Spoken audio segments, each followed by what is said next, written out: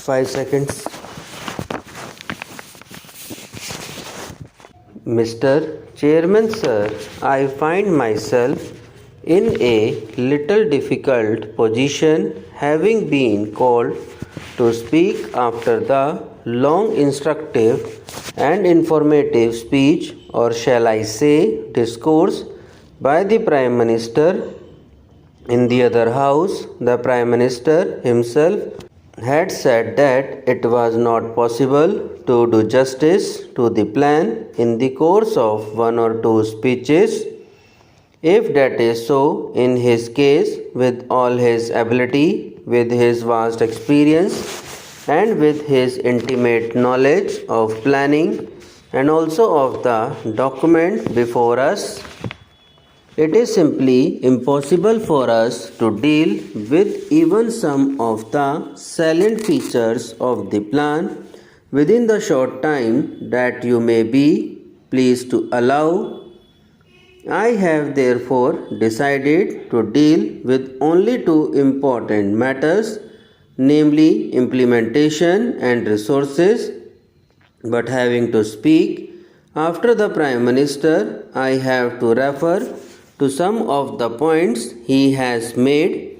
I may state at the very outset that I do recognize that a great deal of thought has been bestowed on the preparation of the draft plan, and a lot of time and trouble have been taken over its preparation, and I also admire the patience and optimism of its authors, and I can even understand its tone or note of optimism that runs throughout the document. Yet I cannot see my way to congratulate them for the document before us, for after 10 years of functioning of a full-fledged planning commission in the country, after the working experience of two plans, I expected a different kind of document, a more realistic and business-like stock taking of our efforts in the past. The picture, as the Prime Minister said, of the India to come is there, but I find that in important parts it is not clear. The lines are not at all distinct, and even some of the lines made clear in the previous plans have been blurred, and they are not intelligible. For instance, certain needs which were described as basic needs of the people have been referred to in this draft as amenities. I give only one instance. Supply of drinking water for the villages was referred to as a basic need in the second plan, and in this plan it has been referred to as an amenity.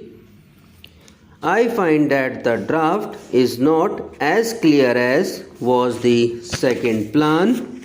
The Planning Commission was appointed after the Constitution had been framed. The Constitution had given certain directive principles, and it was expected that the Planning Commission would come out with a plan for the implementation of those principles. I can give only one illustration.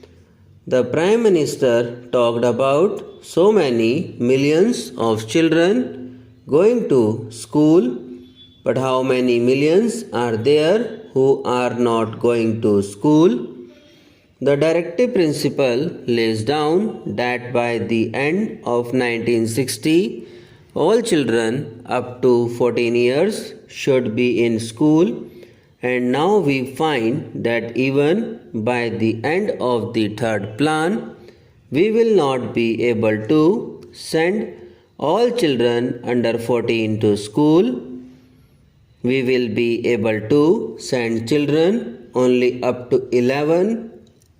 I know that there have been difficulties, but then we should be bold enough and honest enough to say that it was an impossible directive that should be modified and that it should not be there.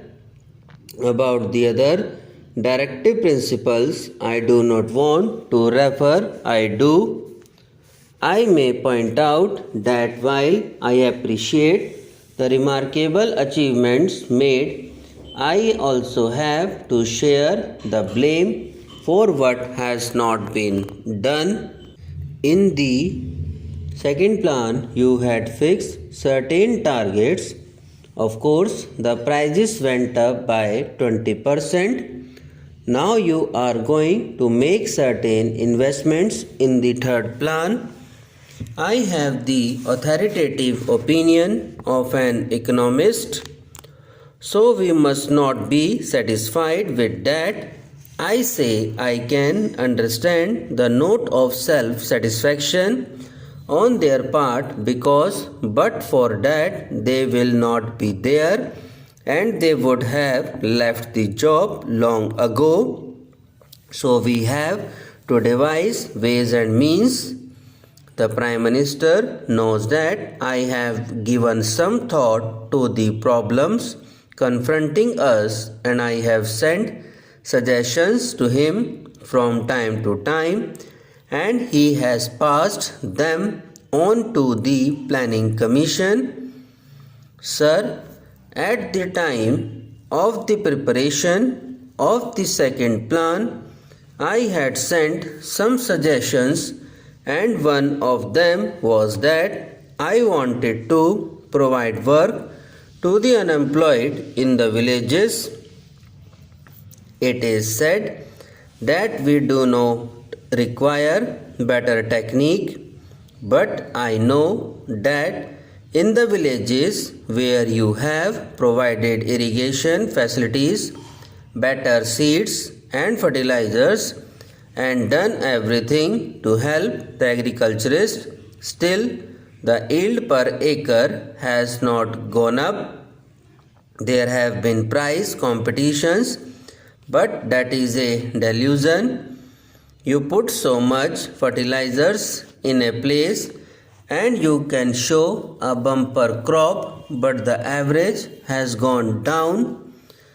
I also have to share the blame for what has not been done.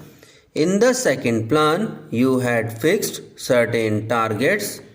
Of course, the prices went up by 20%. Now you are going to make certain investments in the third plan.